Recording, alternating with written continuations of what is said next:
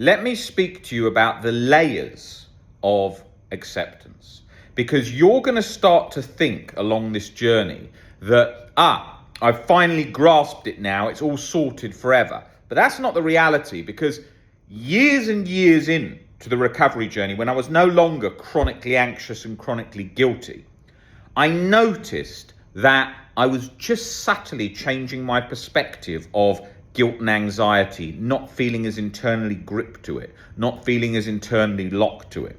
And that took years for that to just slide into place. And I don't know where that came from.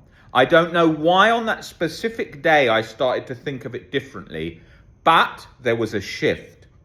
The same as if you ask somebody, what specific day did you become happier in your life? They'll say there was a sequence of events, but then more did it. Maybe they had a family, maybe they're seeing their kids grow up, but just certain things came into play. Now, getting rid of chronic guilt and chronic anxiety happened by changing my beliefs, but lots of the subtle, nuanced layers in your mind of acceptance and not being chronically stuck and guilty anymore started to happen. And that is something you've got to allow just to take place as you're improving your knowledge and you're committed to recovery along the journey.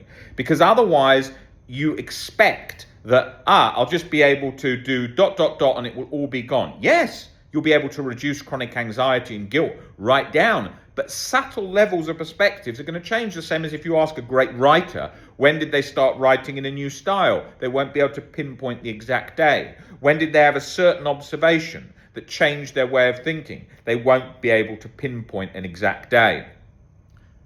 Think about that. Don't be too harsh on yourself, but persist towards OCD recovery.